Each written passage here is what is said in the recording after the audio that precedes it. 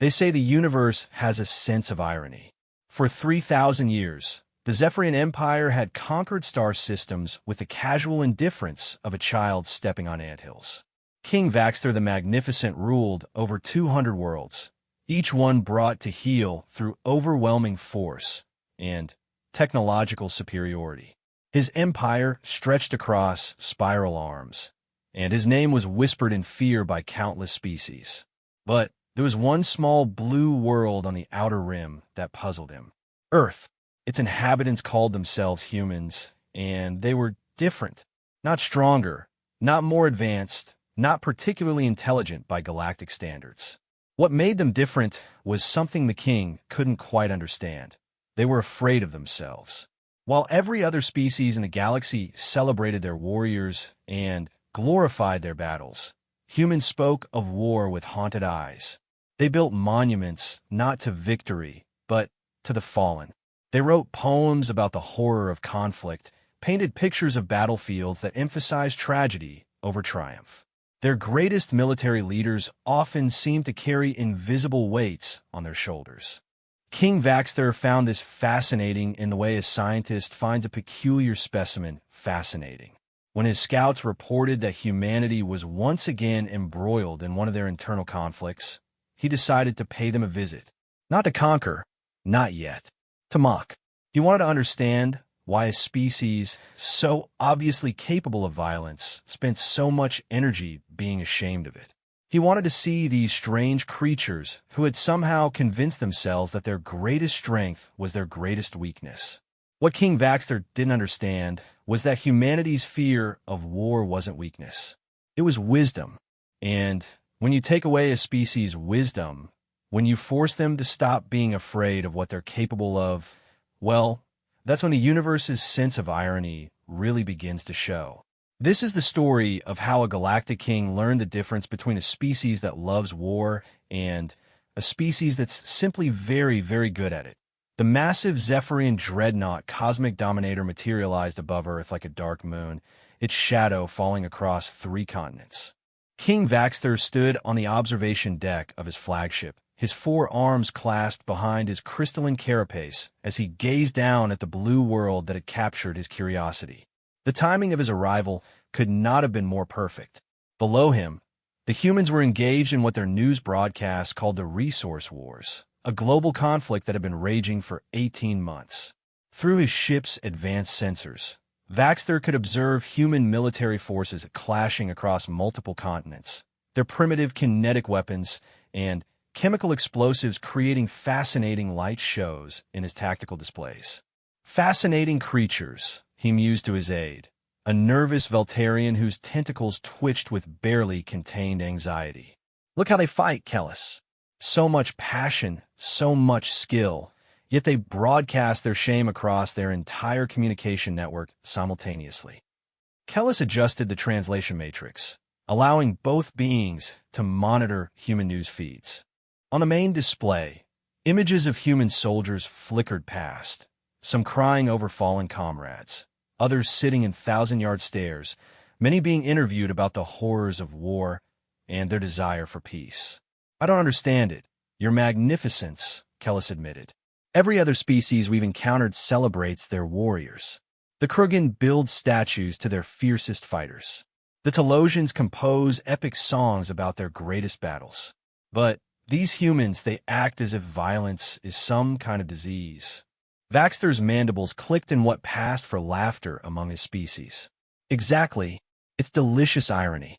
Watch this footage from their World War II. They still speak of it in hushed tones, as if it were a tragedy rather than the most impressive display of coordinated violence we've seen from a single planet species. They turned their entire world into a weapon, mobilized every resource for war, and then spent the next century feeling guilty about how effective they were. The king gestured with 2 of his arms, and the display shifted to show historical human conflicts. Look at this pattern, Kellis. Every few decades, they engage in massive conflicts that would make seasoned Krugen warriors weep with admiration. Their tactics are brilliant, their weapons innovative, their strategic thinking exceptional. And yet, After every conflict, they build monuments to peace and swear they'll never do it again. Perhaps they're simply evolved beyond the need for violence? Kellis suggested hesitantly. Baxter's laughter was harsh.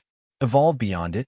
My dear Kellis, they're currently demonstrating the most sophisticated urban warfare techniques I've ever witnessed.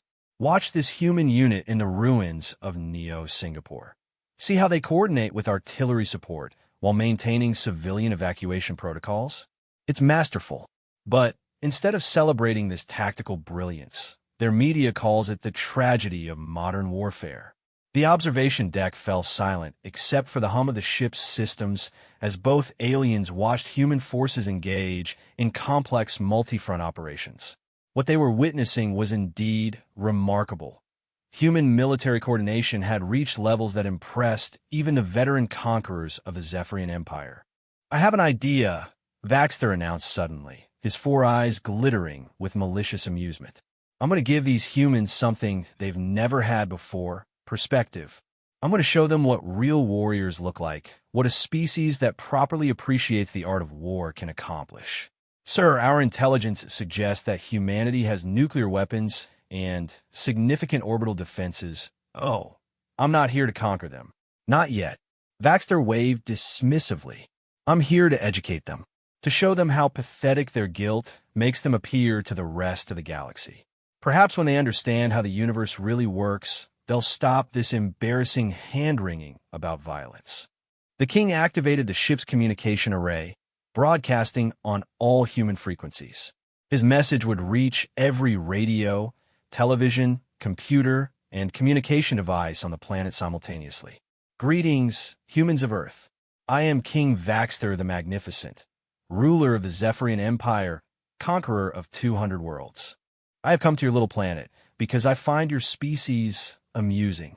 On the surface below, human forces began to respond to the massive alien presence. Military satellites turned their sensors toward the dreadnought, while emergency protocols activated across the globe. Vaxter watched their rapid mobilization with genuine appreciation. "Your current conflict displays admirable technical skill." The king continued his broadcast. "Your weapons are clever, your tactics sophisticated, your coordination impressive. By the standards of most primitive worlds, you show real promise as warriors." And yet, he paused dramatically, allowing the weight of his words to settle. "And yet you treat war as if it were some shameful secret. You fight with skill, but apologize for your competence. You create brilliant strategies, but mourn your victories. Most amusing of all, you honor your dead warriors not for their strength, but for their sacrifice, as if dying in battle were somehow nobler than winning." Across Earth, emergency sessions convened in government buildings. Military leaders gathered around situation rooms, trying to assess this unprecedented threat. But Vaxter wasn't finished with his lesson. "Let me share some perspective with you, humans. In the Krugan Empire, warriors who die in battle are forgotten. Only the victorious are remembered. The Telosians compose songs about the joy of conquest, the pleasure of seeing enemies broken before them. The Hectari celebrate their cruelest generals as living gods. These are proper warrior cultures." The king gestured to Kellis, who activated a holographic display visible to every human on Earth. Images of alien battlefields appeared in the skies above major cities, scenes of conquest and devastation that made human warfare look restrained by comparison. This is what real war looks like when conducted by species that aren't ashamed of their nature. The siege of Tertulla Prime, 1 billion defenders, all eliminated in 6 hours. The glassing of the vegan colonies, 3 entire star systems turned to crystalline monuments to Krugan superiority. The Great Purge of Sector 7, 40 species extinct in a single campaign season. Kellis couldn't help but notice the reactions from human monitoring stations. Instead of the fear or admiration that such displays usually inspired, human communications were filled with horror and disgust. They weren't intimidated by these demonstrations of superior firepower. They were appalled by them. "Your Magnificence," Kellis whispered. "Their biometric readings suggest they're not responding as expected." Their stress patterns indicate anger rather than submission. Vaxter dismissed the concern with a wave. Of course they're angry. They're ashamed of their inadequacy. Look at their pathetic attempts at rules of war, Geneva Conventions, laws of armed conflict, protection of civilians. What warrior needs rules? What true predator requires limitations on their hunting? The king's voice grew more mocking as he continued his galactic lecture.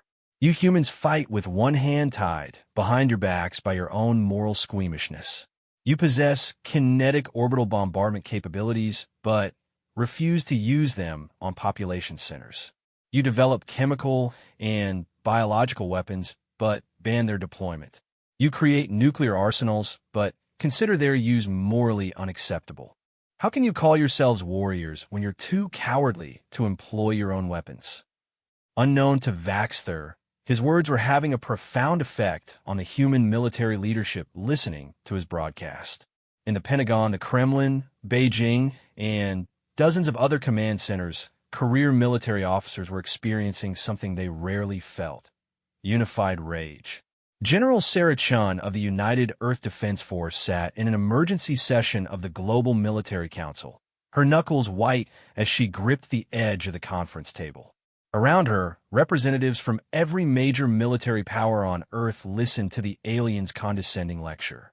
This creature, she said quietly, doesn't understand the first thing about why we fight.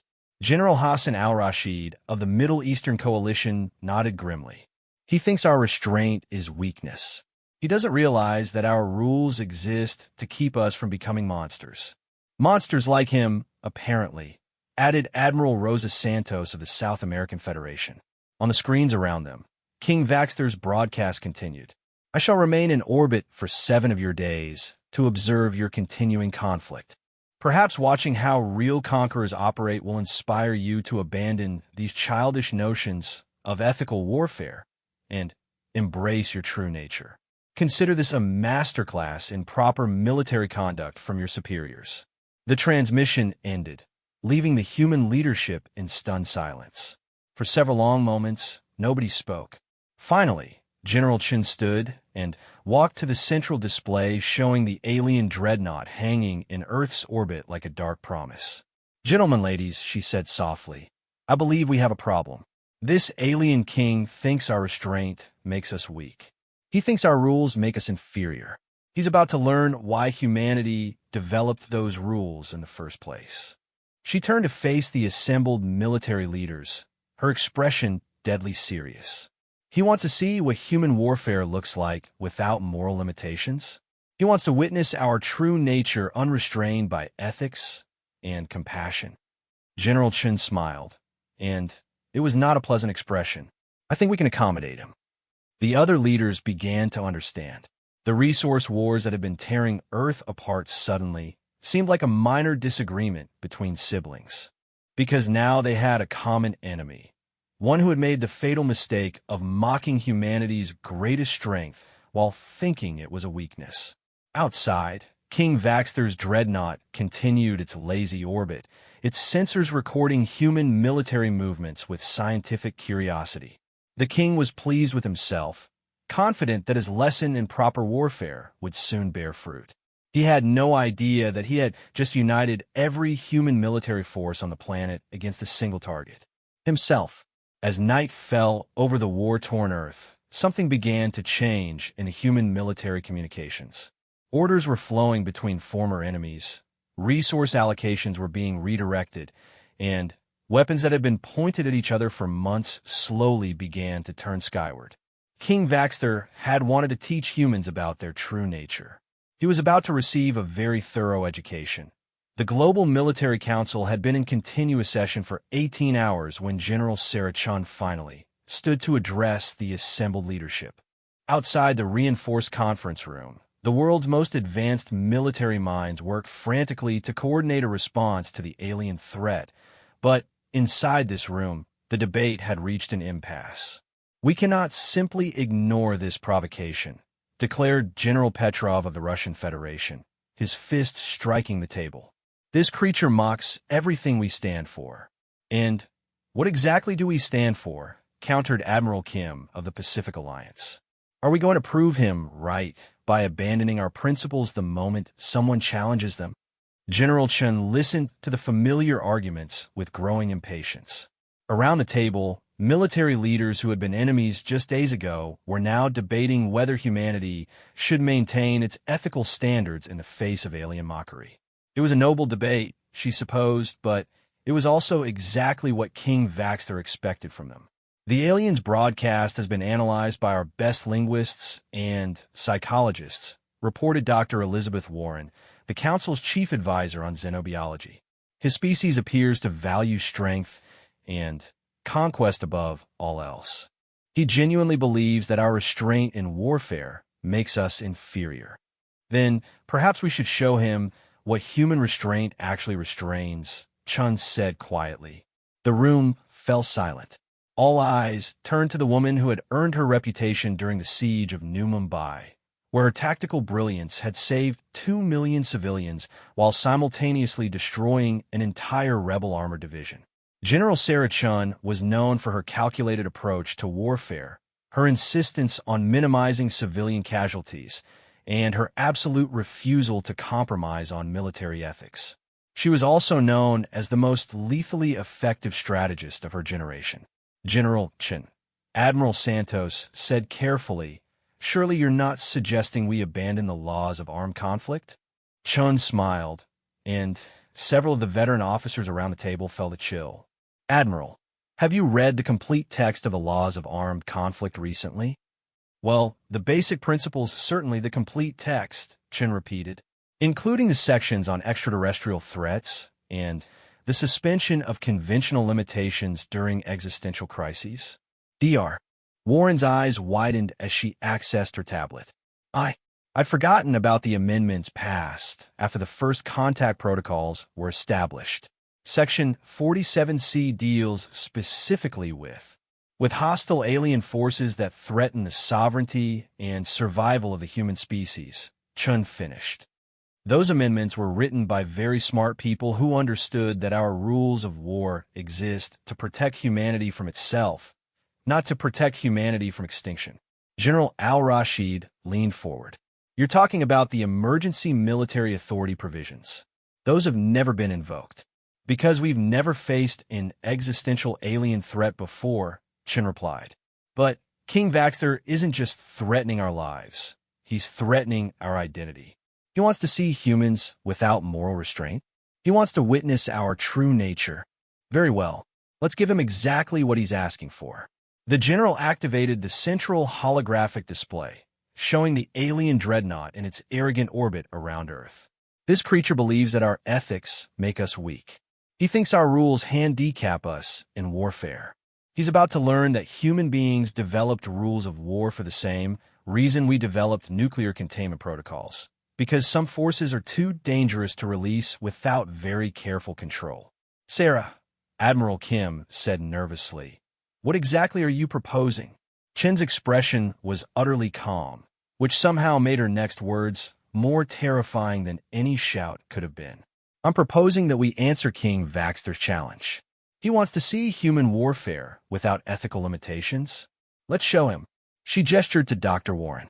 "Doctor, please read Section 47C of the amended laws of armed conflict." Dr. Warren's voice was barely steady as she read from her tablet. "In the event of confirmed hostile alien activity that threatens the continued existence or sovereignty of the human species, all conventional limitations on military action are hereby suspended until such time as the threat is neutralized. Authorization for unconventional weapons deployment, including but not limited to biological, chemical, nuclear, and experimental systems, is automatically granted to the Unified Earth Defense Command." The room was silent except for the hum of ventilation systems. Finally, General Petrov spoke. "Sarah, the political implications alone are irrelevant," Chun interrupted. "King Vaxter made this personal the moment he decided to mock our dead. Every monument to fallen soldiers he laughed at, every peace treaty he called weakness, every rule of war he dismissed as cowardice. He just declared war on the entirety of human civilization." She turned to face the assembly, and her voice carried the weight of absolute conviction. Gentlemen, ladies, I am formally requesting activation of Emergency Military Authority Protocol 7. I want unified command of all Earth military assets, suspension of conventional engagement restrictions, and authorization to deploy every weapon system we've ever built but never used. Admiral Santos swallowed hard, including the Berlin Arsenal, especially the Berlin Arsenal, Chun confirmed, along with the Moscow Deep Labs projects, the Nevada Forbidden Zone stockpiles, and the Pacific Trench experimental weapons. Everything we've built in secret, everything we've tested but never deployed, everything we've created but never revealed. Dr. Warren was frantically scrolling through classified databases. General, the inventory lists alone. Dear God, some of these projects date back to the Cold War. There are weapon systems here that were abandoned because they were considered too inhumane for use against other humans. Perfect, Chun said. This should be just right for someone who thinks humans are too squeamish about warfare. The debate that followed was intense, but brief. One by one, the military leaders around the table came to the same conclusion. King Vaxter had made a fundamental error in judgment. He had mistaken human restraint for human capability, and now he was about to learn the difference. The vote was unanimous. 6 hours later, General Sarah Chun stood in the newly established Earth Defense Command Center, a facility that had been constructed in secret over the past decade for exactly this type of scenario. Around her, the most brilliant military minds on the planet worked with terrifying efficiency to coordinate humanity's response to its first alien enemy. Status report, she requested. Colonel Martinez, her chief of operations, consulted his displays. All resource war combatants have accepted the unification order. Former enemy units are now coordinate sharing and cross-supplying. We have approximately 400 million active military personnel under unified command, with another 2 billion in reserve mobilization. Weapons status. The Berlin Arsenal has been activated. 12 different biological agents, ranging from neurological disruptors to cellular decomposition accelerators. The Moscow Deep Labs are online. Their quantum disruption weapons and molecular disassembly devices are ready for deployment.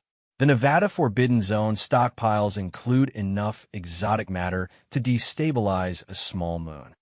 Chen nodded approvingly. And the Pacific Trench projects? Colonel Martinez hesitated. General, are you certain you want to deploy the Kraken arrays? The psychological warfare implications alone. Colonel, Chen interrupted. King Vaxter wanted to see human warfare without moral limitations. The Kraken arrays were designed specifically to break enemy morale through targeted psychological trauma. I'd say they're perfect for our purposes. She walked to the main tactical display, studying the alien dreadnought that continued its lazy orbit, completely unaware of the massive military coordination taking place below. What's the alien's current status? No change, General. He's maintaining a standard orbital pattern, occasionally broadcasting commentary about human military activities. His last transmission mocked our primitive kinetic weapons and suggested we learn to fight like proper predators. Chin's smile was razor-sharp. Has he noticed our mobilization? Apparently not. His sensors seem focused on the conventional resource war activities. He's dismissed our supply line changes as typical human inefficiency and our troop movements as pathetic attempts at organization. Excellent. He's about to learn that underestimating human intelligence is even more dangerous than underestimating human violence. Chun turned to address the command center. All stations prepare for Operation Revelation. We're going to give King Vaxter exactly what he asked for, a demonstration of human warfare without ethical constraints. She activated the communication system that would broadcast to every military unit on Earth. This is General Sarah Chun, Unified Earth Defense Command. By now, you've all heard the alien's assessment of human military capability. He believes our rules make us weak. He thinks our compassion makes us inferior. He considers our respect for life to be a tactical disadvantage. The command center fell silent as hundreds of millions of soldiers around the world listened to their new supreme commander. King Vaxter wants to see what human beings are capable of when we stop holding back. He wants to witness our true nature unrestrained by ethics and morality. He's about to get his wish. Chen's voice grew harder. For the past 1,000 years, humanity has developed increasingly sophisticated ways to kill efficiently and completely. We've created weapons that can destroy cities, weapons that can eliminate entire species, weapons that can break the human mind and spirit. We've built these things and then locked them away because we were afraid of what we might become if we used them. She paused, letting the weight of her words settle across the global communication network. But King Vaxter has made one crucial mistake. He assumes that our restraint comes from weakness rather than strength. He doesn't understand that human beings developed rules of war not because we're bad at fighting, but because we're so terrifyingly good at it that we scare ourselves. Around the world, military units that had been enemies just days before began to coordinate with mechanical precision. Weapons that had been stored in secret for decades were brought online. Scientists who had spent their careers developing increasingly horrific ways to wage war suddenly found themselves with unlimited authorization to deploy their creations. Today, we're going to show King Vaxter what human warfare looks like when humans stop being afraid of themselves. We're going to demonstrate why we built all those rules in the first place. General Chun closed the communication link and turned back to her tactical displays. King Vaxter's dreadnought continued its arrogant orbit, still completely unaware that it was no longer observing a divided humanity engaged in primitive warfare. It was now the target of the most terrifyingly unified military force in human history, armed with weapons so advanced and so cruel that they had been banned before they were ever used. Colonel Martinez, Chun said quietly, activate the deep space communication array. I want to send a message to King Vaxter. Yes, General. What should the message say? Chun watched the alien ship on her displays and smiled. It was not a pleasant expression. Tell him that humanity has received his lesson about proper warfare, and we'd like to thank him by demonstrating what we've learned. Tell him that he's about to witness human military doctrine without the safety restrictions we normally impose to protect ourselves from our own capabilities. She paused, considering her words carefully, and tell him that what he's about to see is exactly why we don't usually fight this way. King Vaxter was enjoying his morning observations when the message arrived. He had spent the past day watching human military forces move with what he considered admirable efficiency for such a primitive species. Their coordination had improved remarkably since his arrival.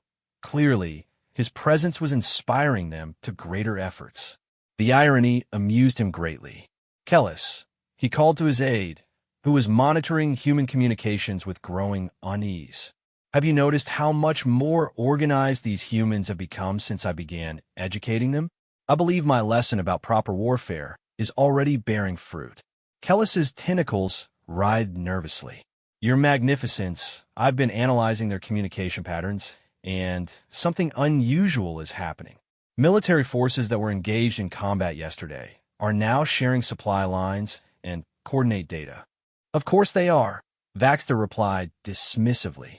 They're finally learning to fight like proper warriors instead of emotional children. Perhaps now they'll abandon their foolish restrictions and embrace true predatory behavior. The communication alert interrupted his self-satisfied musings. Kellis activated the translation matrix, and a crisp human voice filled the observation deck. King Vaxter of the Zephyrian Empire, this is General Sarah Chun of the United Earth Defense Force. We have received your educational broadcast regarding proper military conduct, and we would like to express our gratitude. Vaxter's mandibles clicked with pleasure. Excellent. The humans are beginning to show proper respect for their superiors. The message continued. Your demonstration of galactic military standards has been most illuminating. In response, we would like to provide our own educational demonstration. We believe you expressed interest in witnessing human warfare without the ethical limitations we typically impose upon ourselves. Now, this is promising, the king said, settling into his observation throne. Perhaps these humans have finally found the courage to show their true nature.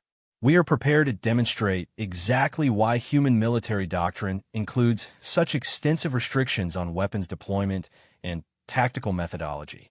Consider this our gift to you, a comprehensive display of human warfare capabilities when we remove the safety protocols we normally maintain to protect ourselves from our own innovations. Baxter frowned slightly. The human's tone was oddly formal, almost ceremonial. But before he could analyze it further, his sensors began detecting massive energy signatures from multiple points on the planet's surface. Kellis, what are those readings? His aide was frantically manipulating the sensor displays, his tentacles moving in patterns that indicated extreme agitation. Your Magnificence, I'm detecting power signatures unlike anything in our databases. These energy profiles, they don't match any known human technology. Nonsense. We have complete intelligence on human capabilities. They're barely beyond chemical explosives and primitive nuclear weapons. But even as Baxter spoke, the sensor readings continued to climb. Across Earth's surface, installations that had been hidden from orbital detection were powering up systems that had never been tested at full capacity. Weapons that existed in theory were becoming terrible reality. General Chen's voice resumed. We should mention that the weapons systems you are about to observe have never been deployed against living targets before. This will be their first operational test. We have traditionally avoided their use because we consider them unnecessarily cruel for warfare between human opponents. Your Magnificence, Kellis whispered urgently. I'm detecting launch signatures. Multiple projectiles incoming at significant velocity. Baxter activated his ship's defensive systems with casual confidence. Kinetic impactors, most likely. Possibly nuclear-tipped. Nothing our shields cannot handle easily. It's almost charming that they think such primitive weapons could threaten a Zephyrian dreadnought. The first wave of human projectiles struck his shields and simply stopped. Not deflected, not absorbed, stopped. As if they had encountered something more fundamental than mere energy barriers. The projectiles hung motionless for several seconds before beginning to vibrate at frequencies that made Baxter's inner ears ache. What are they doing? He demanded. Before Kellis could respond, the projectiles exploded. But these weren't conventional explosions. Instead of expanding outward, the energy seemed to collapse inward, creating points of impossible darkness that pulled at the ship's hull with forces that defied physics. Gravitational weapons, Kellis gasped. They're creating artificial singularities. Baxter's four eyes widened in disbelief. That's impossible. Gravitational manipulation requires technology centuries beyond their current level. The microsingularities dissipated after a few seconds, having served their purpose as a demonstration rather than a genuine attack. But the damage to Baxter's assumptions was far more serious than any physical harm to his ship. General Chen's voice continued with the same disturbing calm. That was our first-generation gravitational warfare system, developed in 2089, but never deployed due to concerns about collateral damage to Earth's tectonic stability. The projectiles you just observed can be configured to create much larger singularities, capable of consuming entire starships. Sir, Kellis reported with barely controlled panic, I'm detecting additional energy signatures.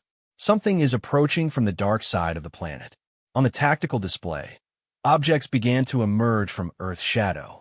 They moved with predatory grace, sleek and angular, unlike any spacecraft in Baxter's extensive databases. As they drew closer, the king could see that they weren't ships at all. They were creatures. Mechanical creatures that pulsed with organic rhythms, while bristling with weapon systems that seemed to shift and flow like living tissue. Biomechanical warfare platforms, Chen's voice explained helpfully. We developed these after studying various forms of aggressive alien life we've encountered. Each unit contains a distributed AI consciousness merged with cloned neural tissue from Earth's most efficient predators. They're designed to learn and adapt in real time to enemy capabilities. The bioships moved in patterns that hurt to watch, not random, not mechanical, but something deeply unsettling that triggered instinctive fear responses in most carbon-based life forms.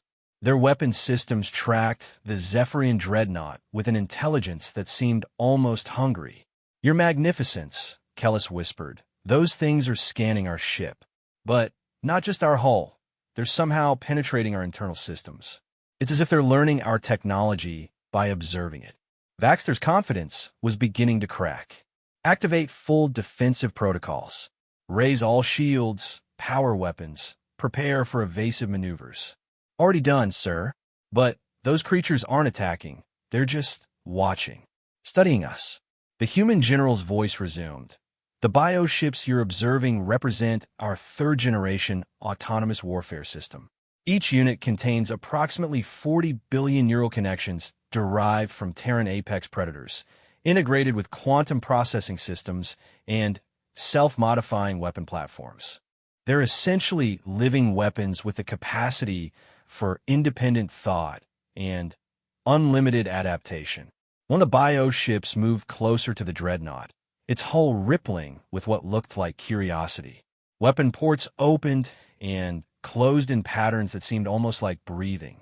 The creature, for it was clearly more creature than machine, tilted its elongated head to examine the alien vessel from different angles.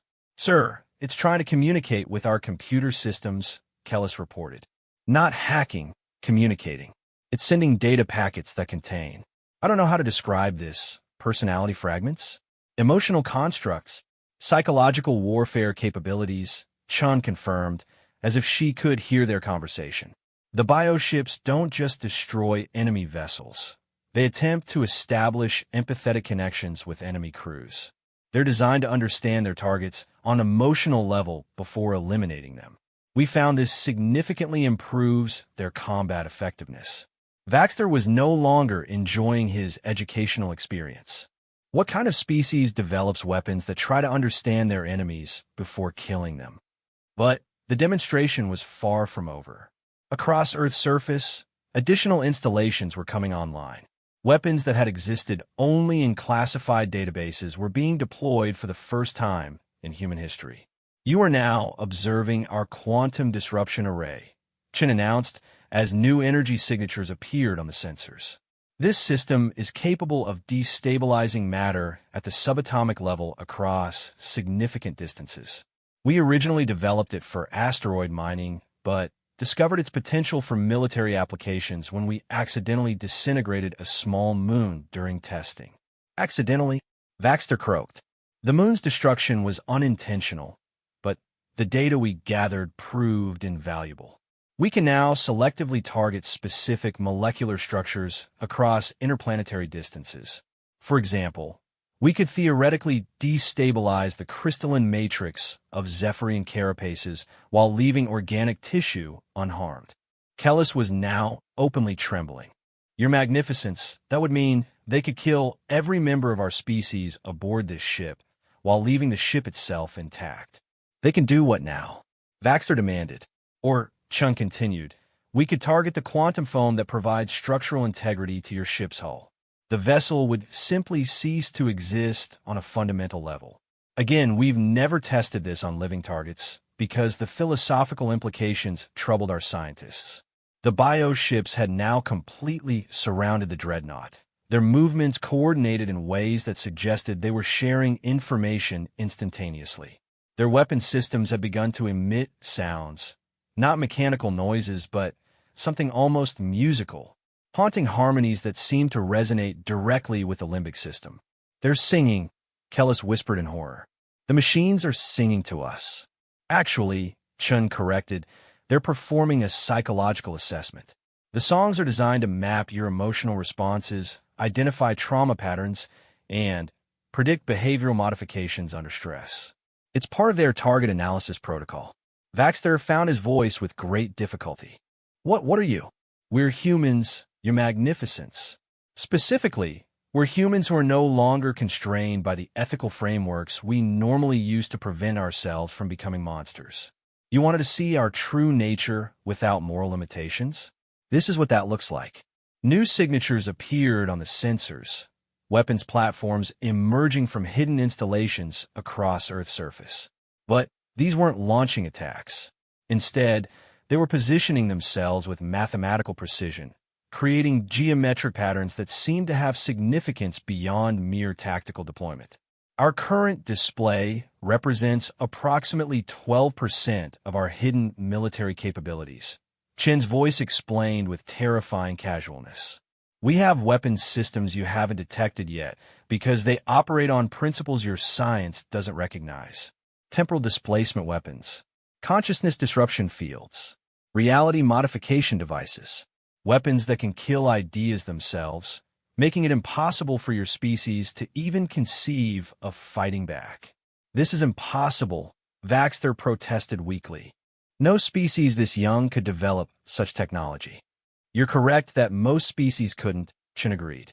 But most species don't spend their entire evolutionary history locked in constant warfare, while simultaneously developing increasingly sophisticated ethics to contain their violent impulses. We've been perfecting the art of killing while feeling guilty about it for thousands of years. The combination has made us remarkably innovative. The bioships had completed their assessment, and we're now transmitting data directly into the Dreadnought's communication systems. The information bypassed all security protocols and appeared directly on the main displays, detailed psychological profiles of every crew member, complete with recommendations for customized psychological torture techniques and optimal methods for breaking individual morale. We know you now. One of the bioships communicated directly, its artificial voice carrying undertones of genuine sadness. We understand your fears, your hopes, your deep psychological drives. We know exactly how to destroy you in ways that would leave you wishing for the simple mercy of death. Vaxter stared at the profiles in horror. The machines had analyzed his crew's minds with surgical precision, identifying weaknesses and traumas that some individuals didn't even know they possessed. This is what human warfare looks like when we stop protecting ourselves from our own capabilities, General Chen's voice concluded. Every weapon you've observed was developed by a species that was terrified of what it was creating. We built these things and then locked them away because we were afraid of what we might become if we used them.